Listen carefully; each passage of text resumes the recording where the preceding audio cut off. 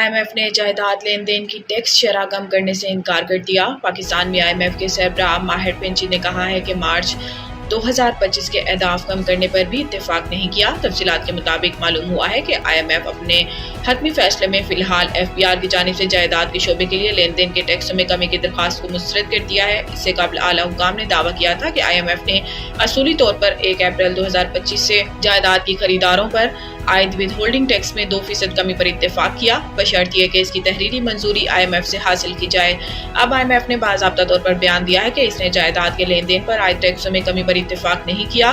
IMF نے پہلے ہی تمباکو اور مشروبات پر ٹیکس کی شرح کم کرنے سے انکار کر دیا تھا اور اب اس نے FBR کی جائیداد کے شعبے کے لیے ٹیکس کی شرح میں کمی کی آخری درخواست کو بھی مسترد کر دیا۔ IMF نے موجودہ $7 ارب کی توسیع فنڈ سہولت میں کلائمیٹ فائنانس کو شامل کرنے پر آمادگی ظاہر کی ہے، جو کہ ریزیلینس اینڈ سسٹینیبلٹی فیسلٹی کے تحت پیش کی جائے گی۔ اسلام آباد ہائی کورٹ نے عمران خان سے ہفتے میں 2 دن کی جیل ملاقات بحال کر دی۔ بانی PTI کی جیل ملاقاتوں سے متعلق درخواستوں پر سماعت قائم مقام چیف جسٹس سرفراز ڈوگر، جسٹس ارباب محمد طاہر اور جسٹس محمد اعظم پر مشتمل لاء جج بینچ نے کی۔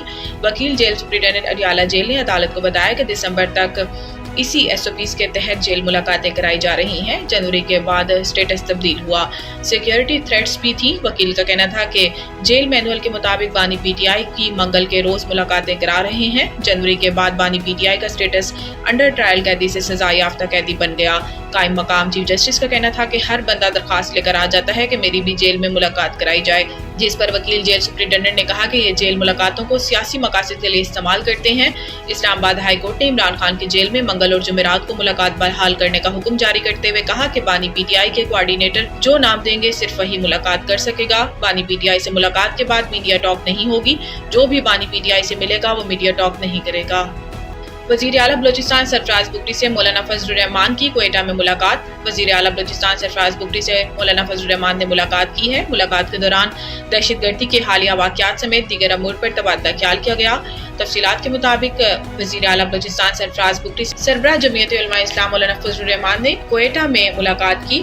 ملاقات کے دوران دونوں رہنماؤں نے دہشت گردی کے حالیہ واقعات سمیت دیگر امور پر تبادلہ خیال کیا۔ ملاقات میں یونس ظاہری، مولانا عبدالواسع اور دیگر اراکین اسمبلی نے شرکت کی۔ اس موقع پر وزیر اعلیٰ بلوچستان سرفراز بگٹی نے مولانا فضل الرحمان سے گفتگو میں کہا کہ دہشت گردوں کی لاشوں پر سیاست کرنے والوں کو کامیاب نہیں ہونے دیں گے۔ میر سرفراز بگٹی نے گفتگو میں کہا کہ عوام کا تحفظ ہماری آئینی ذمہ داری ہے، اس جنگ کو منطقی انجام تک پہنچائیں گے۔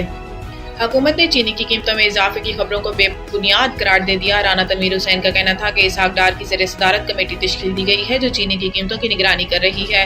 انہوں نے واضح کیا کہ حکومت نے چینی کی قیمتوں پر قابو پانے کے لیے ایکشن لیا ہے اور کسی کو قیمتوں میں غیر ضروری اضافہ کرنے کی اجازت نہیں دی جائے گی۔ وفاقی وزیر نے ذخیرہ اندوزوں کے خلاف سخت کارروائی کا اعلان کرتے ہوئے کہا کہ حکومت صوبوں کے ساتھ مل کر اس مسئلے پر کام کر رہی ہے تاکہ عوام کو سستی اور وافر مقدار میں چینی کی فراہمی یقینی بنائی جا سکے۔ انہوں نے عوام سے اپیل کی ہے کہ وہ چینی کی قیمتوں میں اضافے سے متعلق افواہوں پر یقین نہ کریں۔